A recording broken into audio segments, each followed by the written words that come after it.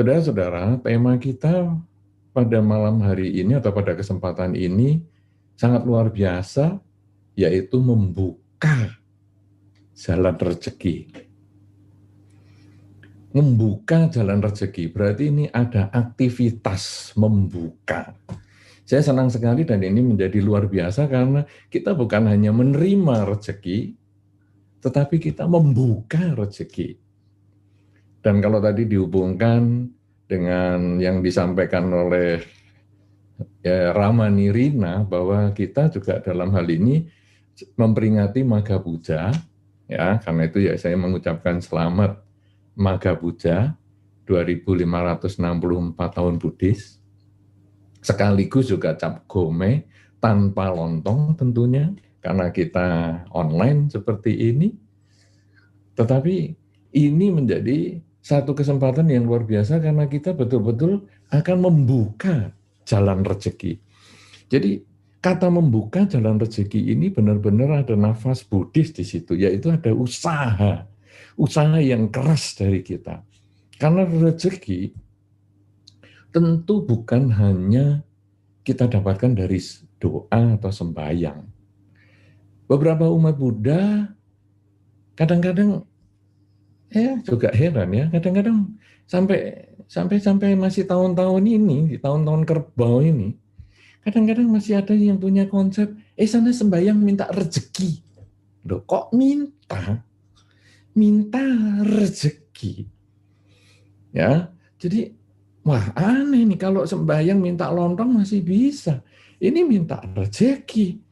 Nah, tapi ya wajar lah, ini namanya kita umat Buddha masih belajar. Ini makanya kita ruang cerdas ini kan untuk belajar bersama. Yang benar sebetulnya atau yang mungkin lebih tepat adalah bagaimana ya kita membuka jalan untuk memperoleh rezeki. Karena sembahyang saja tidak bisa memberikan rezeki. Satu contoh yang paling sederhana, dalam kesempatan sekarang ini, banyak sekali orang-orang yang mungkin mengalami dampak akibat pandemi corona. Pemerintah sih sudah berusaha ya, sekarang ada proses vaksinasi, semua sudah pada jalan ke arah vaksinasi, yang diharapkan nanti tidak lama akan terjadi imunitas bersama. Tetapi dampaknya ini masih terasa. Sampai saat ini, ada toko-toko yang menjadi sepi, restoran-restoran menjadi sepi, pekerjaan menjadi berkurang volumenya, bahkan tidak tertutup kemungkinan ada pemutusan hubungan kerja. Nah, kemudian orang-orang yang mengalami kesulitan ini, kita tidak bisa hanya sembahyang saja. Misalnya umat Buddha, ayo sembahyang minta rezeki.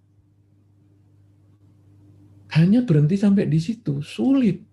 Sembahyang saja, di rumah saja, habis dupanya, rumahnya sampai, waduh, asapnya penuh. Tetapi kalau hanya di rumah saja, rezeki yang nggak akan datang. Yang datang mungkin ya ibu rezeki tetangga kita, mungkin ngetuk rumah kita, kemudian tanya kita masih hidup atau tidak, karena di rumah terus, pintunya nggak dibuka, rezeki menjadi jauh dari kita kalau kita hanya sembahyang. Nah, kemudian kalau sekarang bagaimana nih membuka jalan rezeki? Ada satu pepatah kuno yang mungkin kita sudah memahami semua, bahwa jalan yang berhubungan dengan jalan adalah di mana ada usaha, atau kalau kita mau usaha, kalau kita ada kemauan, ada usaha, di situ ada jalan. Biasanya kita sudah tahu semua itu, bahwa kalau kita mau usaha, kalau kita ada kemauan, di situ ada jalan. Tetapi hanya berhenti sampai di situ. Jadi kita usaha. Ya kalau tadi sisi satu sembahyang terus.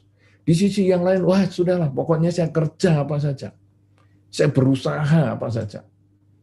Jadi di masa-masa yang sulit ini, Ya sudah, saya sekarang ya ngojek online lah, ya kemudian saya bersedia nganter barang lah, hanya pokoknya usaha, tapi kurang sembahyang. Yang satu sembahyang, kurang usaha. Nah, kemudian kita melihat di mana ada kemauan, di situ ada jalan. Hanya berhenti di situ. Padahal berikutnya itu ada.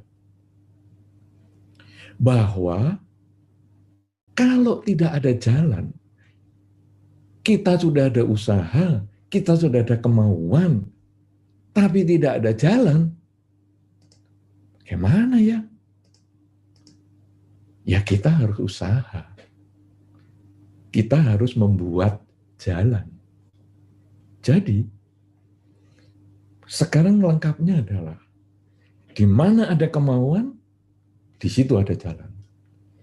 Kalau tidak ada jalan, buat jalan. Nah, ini yang cocok dengan yang saya sampaikan tadi. Tema yang disampaikan di Ruang Cerdas ini sangat cocok, yaitu membuka jalan. Membuka jalan yang membuat jalan. Kalau perlu bikin jalan baru, supaya kita berhasil mencapai tujuan, yaitu kalau dalam hal ini kita memperoleh rezeki. Bukan hanya rezeki sederhana saja, kita bisa banyak rezeki. Nah, saudara-saudara, sekarang bagaimana ya kita mau membuka jalan ini? Apa kita boleh ya umat Buddha ini membuka jalan rezeki? Kita ini umat Buddha ini jangan tamak-tamak, jangan cari rezeki banyak-banyak. Banyak sekali nasihat-nasihat semacam itu. Lihatlah para biku, pakaiannya satu setel sudah cukup. Wow.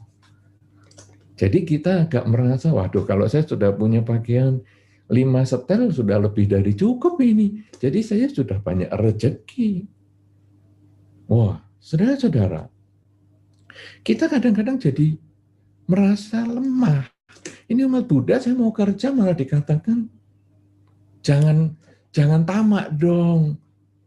Kita kan umat Buddha, yang penting adalah mengembangkan metta dan karuna, mengurangi ketamaan. Wah, kita bingung. Padahal di dalam Dhamma, ada tujuan manusia yang bisa dicapai itu. Kalau kita membaca di dalam Anguttara Nikaya, ada bahwa seorang umat Buddha itu seorang pelaku dharma, seorang yang mengikuti ajaran Sang Buddha, itu boleh menjadi orang yang sukses, orang yang kaya, asal jalannya benar. Asal jalannya tidak melanggar kemoralan, tidak melanggar sila. Jadi kita boleh sukses. Karena kalau kita sukses, kita bisa banyak hal yang bisa dilakukan. Ya, memang kata-kata di luar itu benar bahwa manusia hidup ini ya uang tidak dibawa mati, tapi kalau tidak punya uang ya setengah mati. Karena semua yang membutuhkan biaya. Bahkan kalau kita pakai Zoom meeting seperti ini pun, kalau yang tidak punya pulsa ya bisa stres. Ini ada biayanya. Jadi umat Buddha boleh sukses, umat Buddha boleh kaya. Dan bukan hanya kaya saja. Umat Buddha juga boleh punya karir yang maksimal.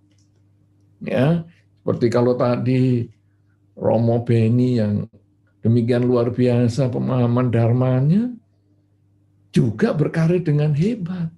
Kemudian kalau tadi saya lihat ada Romo Dharmanadi Chandra, yang juga teman saya dari zaman saya masih belum menjadi samanera sekalipun, wah beliau juga aktif di dalam karirnya, selain aktif di dalam agama. Dan masih banyak lagi tadi nama-nama yang saya lihat, mereka adalah Romo Ramani, para umat Buddha yang lain, para upasaka-upasika pandita, dan lain sebagainya, yang selain dia bergerak di bidang spiritual, keagamaan, juga bergerak di usahanya masing-masing.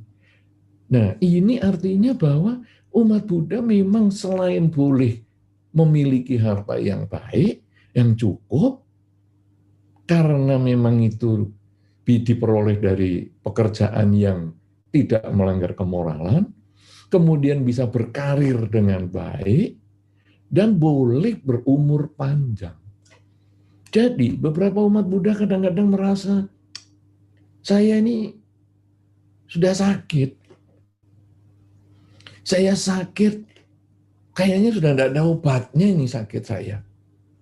Bagaimana ya kalau saya sekarang tidak usah diobati lah. Saya kan sekarang sakit, tidak usah diobati, biar mati aja. Toh semua orang hidup itu mesti akan menuju kematian.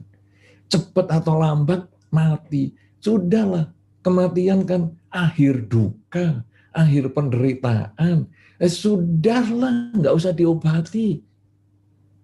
Saudara-saudara, kalau di dalam Anguttara Nikaya ini, kita boleh kaya, kita boleh berkarir, dan kita perlu usia panjang. Supaya kalau kita usianya panjang, kita punya kesempatan berbuat baik yang lebih banyak. Jadi kalau kita sakit, berobat. Jangan kalau sakit, ya sudahlah, kalau karma baik saya berbuah, saya sembuh. Kalau karma buruk saya berbuah, enggak apa-apa, saya mati. Toh itu akhir dari kehidupan, itu toh akhir dari duka. Bukan. Saya kalau sakit saya harus berobat. Saya sebelum sakit corona, ya saya harus vaksinasi. Supaya saya tidak sakit. Ini adalah upaya kita supaya berumur panjang. Kenapa perlu kaya? Kenapa perlu berkarir? Kenapa perlu umur panjang? Karena dengan kita umur panjang dan memiliki karir yang baik dan memiliki kekayaan, kesempatan kita berbuat baik lebih banyak. Jadi, Anda yang karirnya tinggi, coba gunakan karir Anda. Misalnya ada yang jurusan IT misalnya, jurusan teknologi informatika. Gunakan untuk, misalnya sekarang ada wihara-wihara yang kebetulan kemampuan teknologi informatikanya kurang, bantu dia supaya dia bisa ikut bersama-sama dalam Zoom meeting semacam ini atau kegiatan-kegiatan melalui media-media yang lain. Kemudian Anda yang sudah sukses, Anda yang sudah memiliki kekayaan, lalu Anda melihat umat Buddha yang mungkin kurang memiliki pulsa misalnya, Anda support. Misalnya grup ini misalnya, ayo kita bikin celengan, kemudian nanti kita support para Romo Pandita yang tidak memiliki dana untuk misalnya pulsa di daerahnya masing-masing. Sehingga nanti kita bantu pulsanya bulanan untuk kemudian dari HP-nya beliau, HP-nya Pandita itu, kemudian dimasukkan atau disiarkan lewat televisi wihara. Sehingga hasilnya nanti umat Buddha yang datang itu bisa melihat dari televisi wihara, dari HP-nya Romo Pandita yang kita suplai biaya pulsa bulanannya.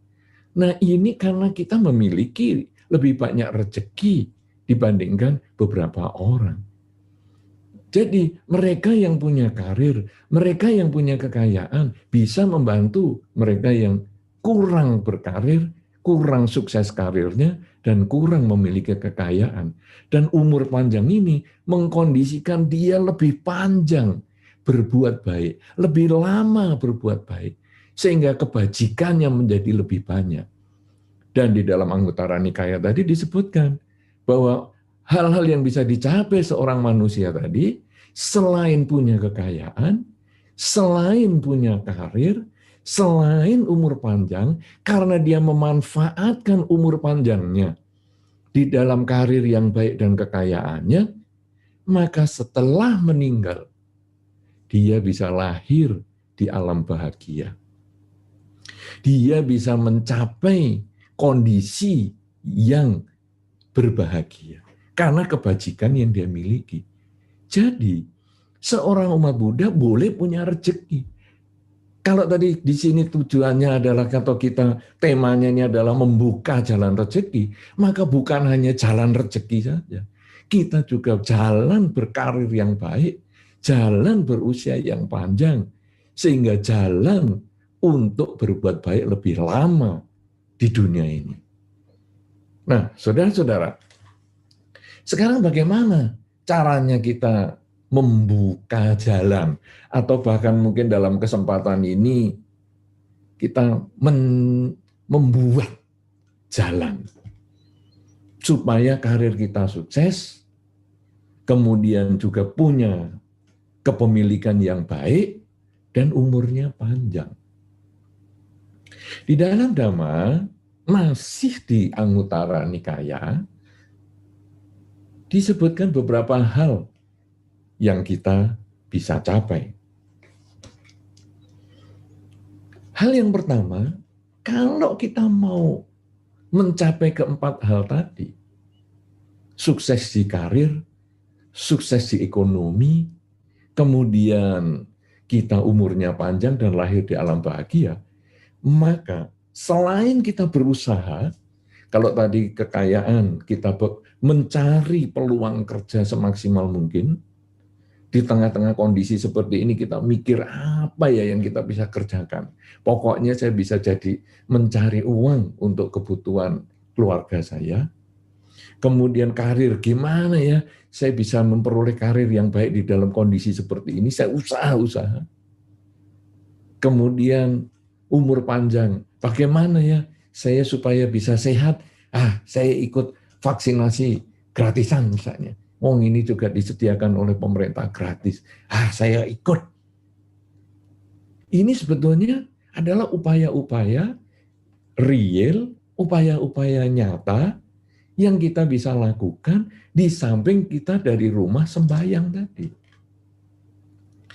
Jadi dua hal ini harus kita lakukan bersama. Bukan cuma sembahyang bisa sukses, umur panjang. Udah.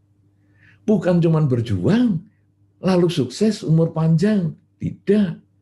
Sembahyang dan berusaha, baru bisa sukses dan umur panjang. Nah, masalah pekerjaan ini, masalah usaha ini, tiap orang punya kemampuannya masing-masing. Dan mungkin saya bukan di kapasitas itu. Ya, karena nanti kalau saya yang ngajari malah saya salah. Karena Anda masing-masing di dalam masyarakat, Anda tentu sudah mahir bagian usaha yang keras ini.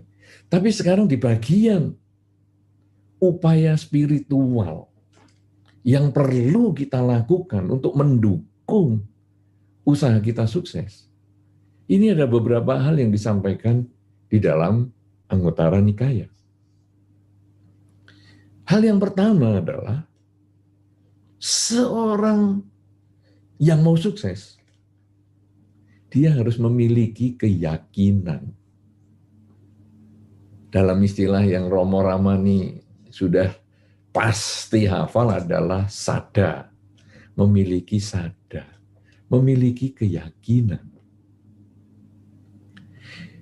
Yakin pada hukum sebab dan akibat, hukum perbuatan. Bahwa kalau saya melakukan kebajikan, pasti buahnya kebahagiaan. Entah kapan dia berbuah, tapi pasti berbuah. Tidak mungkin tidak berbuah. Keyakinan yang kuat inilah saudara, yang mendorong kita untuk berusaha. Saya harus berusaha. Karena dengan usaha yang keras, saya yakin saya bisa. Saya harus banyak berbuat baik.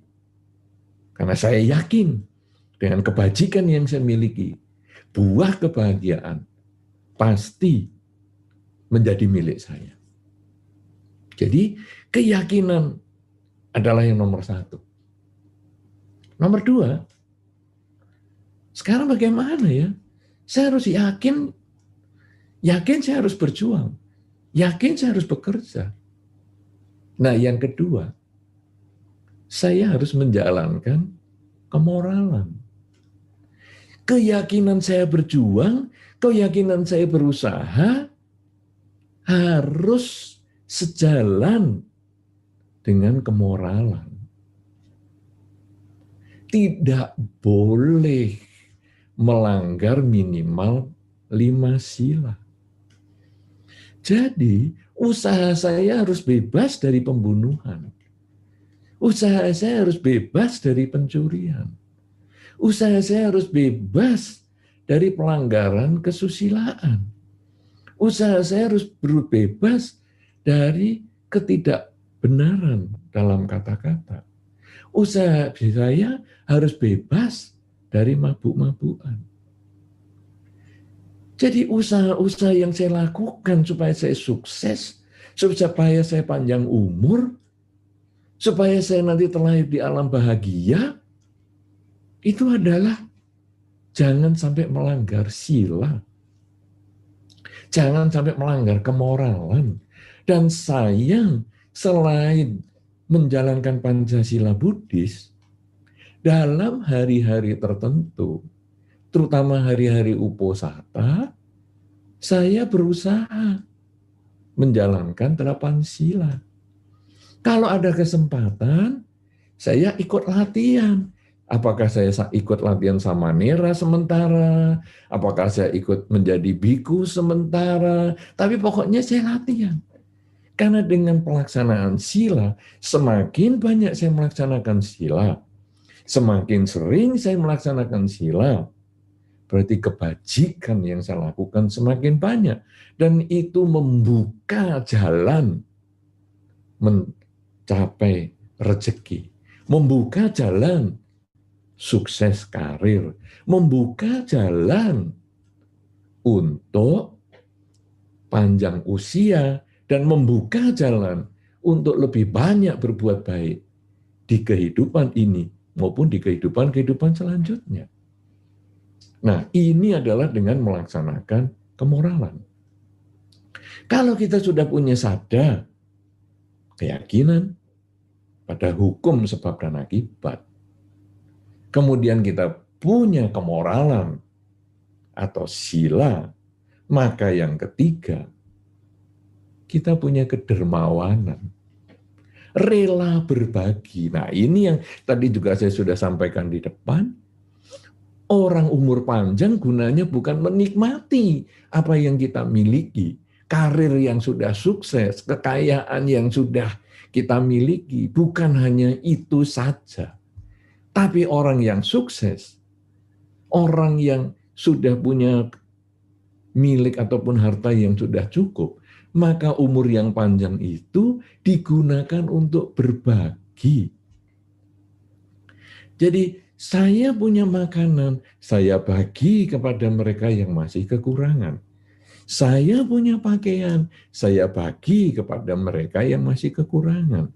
Ketika di beberapa tempat ada bencana banjir, ada pengungsian, saya membagi sebagian milik saya untuk mereka supaya hidup mereka menjadi lebih nyaman.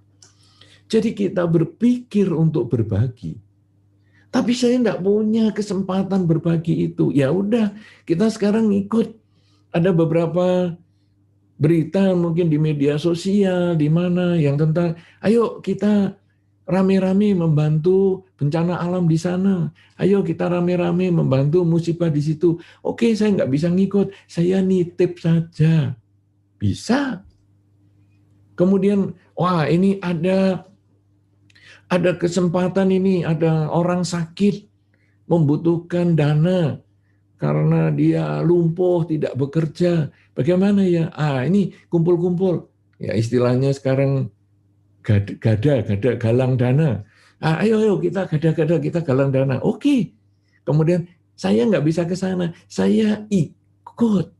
Nah, dengan Anda ikut, dengan Anda mempersembahkan sebagian dari milik Anda sudah melakukan kerelaan. Nah, kalau kita sudah punya keyakinan, kita punya kemoralan, kita punya kerelaan, kemudian apa yang harus kita lakukan? yang berikutnya, banyak belajar. Banyak mempelajari hal-hal Dhamma. Ya. Nah itu yang tadi Romo Beni sampaikan tadi. Ya. Jadi kenapa dari awal saya kepingin pembabaran Dhamma itu bisa diterima oleh banyak orang. Kenapa saya juga kepingin pembabaran Dhamma itu lebih mudah diakses oleh orang. Ya makanya web Samagipala dari awal sudah ada. Dari tahun 99 mungkin, atau 98 lebih awal lagi, itu sudah ada. Sampai hari ini masih ada. Kenapa? Karena dulu saya merasakan, sebelum saya menjadi seorang umat Buddha, dan saya mau belajar agama Buddha, sulit sekali untuk mendapatkan itu. Informasi agama Buddha sulit sekali diperoleh. Saya pergi ke toko-toko buku. Agama Buddha bukunya tidak gampang dijumpai. Dulu belum ada toko buku online. Jadi semua offline. Kalau nanti ketemu bukunya itu sudah di pojok, di rak yang nggak jelas bentuknya itu. Perpustakaan biara juga sangat terbatas, sehingga hanya kota-kota tertentu yang perpustakaannya baik. Sedangkan kalau di kota kecil atau di daerah, tidak punya. Nah karena itu, dulu ada sarana internet di awal-awal, kita bikin website. Samagipala itu. Ya, kemudian Samagipala ini bisa diakses dari banyak tempat karena dia website. Bisa sampai luar negeri, bahkan di mana saja. Dan Indonesia sampai pelosok-pelosok ada. Kemudian website ini kok kekurangan fasilitas komunikasi ya. Nah kemudian yang tadi Romo Beni sampaikan itu, kita membentuk ada Yahoo Groups yang sekarang sudah ditutup. Ya, karena sudah kalah dengan media-media sosial yang lain. Ya, tapi kita masih punya, ada Instagram Bodigiri, ada Facebook ya Bodigiri Balirejo dan lain sebagainya. Kita ada semua. Karena untuk mempermudah orang yang belajar Dhamma. Karena Dhamma adalah milik siapapun yang ingin belajar. Tidak tergantung agama tertentu. Siapapun yang ingin belajar, siapapun yang merasa bisa mendapatkan manfaat, silahkan. Tanpa harus menjadi seorang umat Buddha. Yang penting mau menerima, yang penting mau belajar, yang penting mau membaca, dan mencoba sedikit demi sedikit. Nah, oleh karena itu saudara-saudara, selain kita punya keyakinan, kita punya kemoralan, kita punya kerelaan, maka kita perlu belajar membuka pikiran kita untuk belajar dari banyak hal. Web Dhammacita yang saudara atau Romo Beni dirikan, itu betul-betul juga sangat bermanfaat. Sangat lengkap di sana isinya. Baik itu yang diskusi, ataupun bisa download buku-buku yang mantap-mantap, dan lain-lain pengetahuan yang luar biasa. Bahkan lintas aliran, itu luar biasa sekali. Dan ini sarana kita bisa belajar banyak. Dengan kita belajar, maka keyakinan yang kuat itu membuat kita kepingin praktek lagi, jalankan kemoralan atau sila. Kemudian kita berdana, mengembangkan kerelaan dan sebagainya. Dan akhirnya kita banyak sekali punya kesempatan untuk berbuat baik. Kemudian kalau kita sudah punya keyakinan, kemoralan, kerelaan, mau belajar, buka buku, buka internet, sekarang mudah sekali, semua pelajaran ada di tangan kita, tinggal pakai HP, kita bisa mau apa saja, kita bisa dapatkan di situ. Kemudian yang penting, gunakan kebijaksanaan. Karena informasi yang demikian luar biasa sekarang, hari ini bisa kadang membingungkan. Anda mencari misalnya sila, ya, kemoralan. Wah, pengetahuan tentang sila banyak sekali. Sampai nanti yang bisa Anda bingung sendiri. Nah, ini Anda harus mulai punya kebijaksanaan.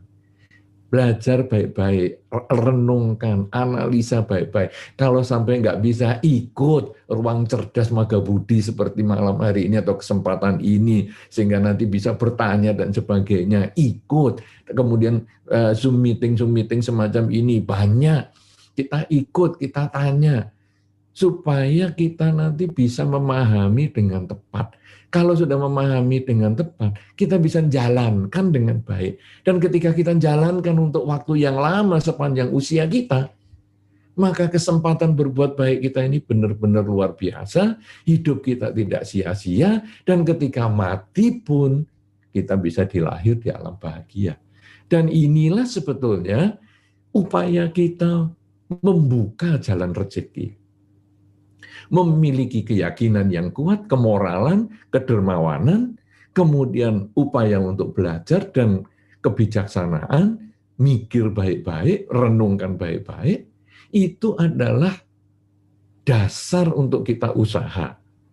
Dan kalau dua hal ini kita gabungkan, antara usaha dan spiritual, maka tujuan kita untuk mendapatkan rezeki yang banyak, jalan untuk memperoleh rezeki yang banyak, jalan untuk berkarir yang sukses, jalan untuk berusia yang panjang, jalan untuk memanfaatkan usia yang panjang dalam karir yang sukses dan memiliki harta yang cukup itu terbuka dengan jelas.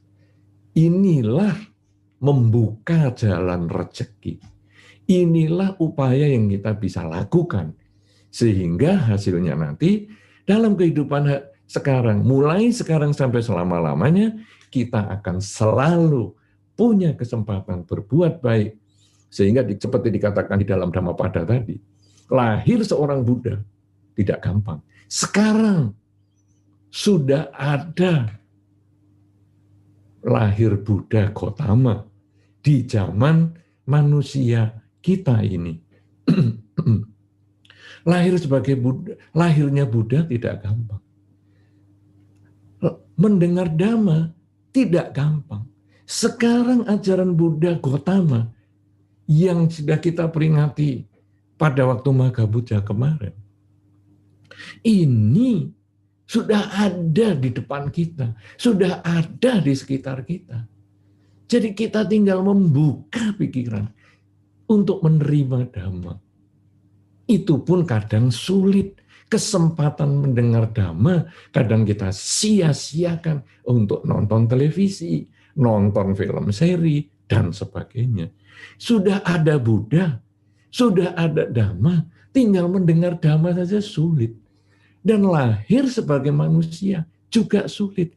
Lalu kita di dalam rangkaian kelahiran kembali kita, yang sedemikian banyak berjuta-juta kelahiran, hari ini kita sudah lahir sebagai manusia.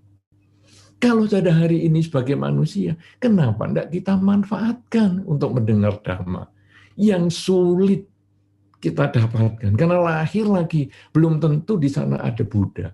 Belum tentu kelahiran kita mengenal Dhamma. Mumpung kita masih jadi manusia, mumpung kita punya kesempatan mendengar Dhamma, mumpung ada Dharma ajaran Sang Buddha, mumpung Sang Buddha lahir di zaman manusia di zaman sekarang, maka gunakan kesempatan hidup saat ini, mulai sekarang sampai selama-lamanya, terus berjuang, lakukan yang terbaik berdasarkan sada, sila, caga, sutta, dan panya, untuk kita berjuang dengan maksimal sehingga mencapai kesuksesan di bidang karir, memiliki kekayaan yang cukup, panjang usia, dan lahir kembali di alam bahagia sesuai dengan kebajikan kita masing-masing.